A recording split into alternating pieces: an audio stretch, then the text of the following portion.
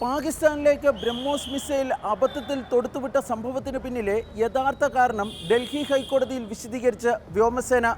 Junction ബോക്സുമായി BrahMos മിസൈലിൻ്റെ Kombat കണക്ടേഴ്സിൻ്റെ ബന്ധം വിച്ഛേദിക്കാത്തതിനാലാണ് missile അബദ്ധത്തിൽ തൊടുത്തതെന്നാണ് വിശദീകരണം. സംഭവത്തിന് പിന്നിൽ ഉത്തരവാദികളായ 3 പേരെയാണ് സേനയിൽ നിന്ന് പിരിച്ചുവിട്ടതെന്നും വ്യോമസേന ഡൽഹി ഹൈക്കോടതിയെ അറിയിച്ചു. 2022 മാർച്ചിലാണ് പാകിസ്ഥാനിലെ മിയാൻ ചുനു പട്ടണത്തിൽ ബ്രഹ്മോസ് മിസൈൽ പതിച്ചത്. ഇസ്ലാമാബാദിൽ നിന്ന് 500 കിലോമീറ്റർ അകലെയാണ് മിയാൻ ചുനു പട്ടണം. ഇന്ത്യൻ അതിർത്തിയിൽ നിന്ന് ഏകദേശം 125 കിലോമീറ്റർ അകലവും. മിസൈലിൽ സ്ഫോടക വസ്തുക്കൾ ഇല്ലാതിരുന്നതിനാൽ വൻ ദുരന്തമാണ് ഒഴിവായത്. ഒരു വീട് ഉൾപ്പെടെയാണ് സംഭവത്തിൽ തകർന്നത്. സംഭവത്തിൽ പാകിസ്ഥാൻ പ്രതിഷേധം അറിയിച്ചിരുന്നു.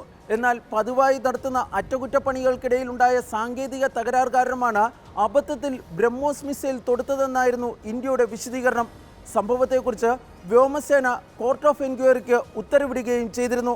കോർട്ട് ഓഫ് എൻക്വയറി റിപ്പോർട്ടിൻ്റെ പ്രസക്ത ഭാഗങ്ങളാണ് വ്യോമസേന കഴിഞ്ഞ ദിവസം ഡൽഹി ഹൈക്കോടതിക്ക് കൈമാറിയത്. വ്യോമസേനയുടെ deputy judge advocate general UN പഥക്കാണ് അന്വേഷണ റിപ്പോർട്ട് ഹൈക്കോടതിക്ക് കൈമാറിയത്. അന്വേഷണ റിപ്പോർട്ടിലെ പ്രധാന കണ്ടെത്തലുകൾ ഇവയാണ്. മൊബൈൽ ഓട്ടോണമസ് ലോഞ്ചറിലേക്ക് മിസൈൽ ലോഡ് ചെയ്യുന്നതിന് മുമ്പ് കോമ്പാറ്റ് കണക്ടേഴ്സ് വിച്ഛേദിച്ചിരുന്നില്ല. കോമ്പാറ്റ് കണക്ടേഴ്സ് മിസൈലിൻ്റെ ജംഗ്ഷൻ ബോക്സുമായി കണക്ട് ചെയ്തിരുന്നുവെന്ന് കോമ്പാറ്റ് ക്രൂവിന് അറിയാമായിരുന്നു. എന്നാൽ mobile autonomous launcher commander missile launch ചെയ്യുന്നതിൽ നിന്ന് തടഞ്ഞില്ല.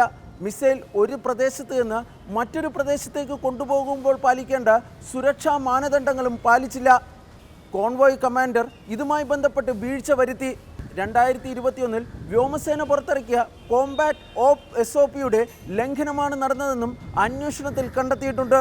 ഈ സംഭവത്തിന് ശേഷം ഇന്ത്യയും പാകിസ്ഥാനും തമ്മിലുള്ള ബന്ധം മോശമായതായി വ്യോമസേന ഹൈക്കോടതിയെ അറിയിച്ചു. വ്യോമസേനയുടെ പ്രതിച്ഛായയ്ക്ക് കളങ്കമുണ്ടായി. ഏതാണ്ട് 24.90 കോടി രൂപയുടെ നഷ്ടമാണ് ഇന്ത്യക്കുണ്ടായത്. കോർട്ട് ഓഫ് എൻക്വയറിക്ക് ശേഷം 3 ഉദ്യോഗസ്ഥരെ പിരിച്ചുവിട്ടതായും വ്യോമസേന ഹൈക്കോടതിയിൽ വ്യക്തമാക്കി.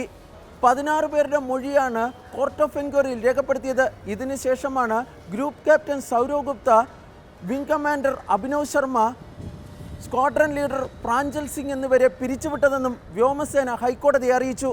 23 വർഷങ്ങൾക്ക് ശേഷമാണ് ഇത്തരമൊരു പിരിച്ചുവിടൽ നടക്കുന്നതെന്നും വ്യോമസേന ഹൈക്കോടതിയെ അറിയിച്ചു. പിരിച്ചുവിടലിനെതിരെ വിംഗ് കമാൻഡർ അഭിനവ് ശർമ്മ നൽകിയ ഹർജിയിലാണ് അന്വേഷണ റിപ്പോർട്ടിൻ്റെ പ്രസക്ത ഭാഗങ്ങൾ വ്യോമസേന ഹൈക്കോടതിക്ക് കൈമാറിയത്. സുരക്ഷാ മുന്നറിയിപ്പുകൾ അവഗണിച്ച എയർ കൊമഡോറും സ്ക്വാഡ്രൺ ലീഡറുമാണ് സംഭവത്തിന് ഉത്തരവാദികളെന്നായിരുന്നു അഭിനവ് ശർമ്മയുടെ ഹർജിയിലെ ആരോപണം.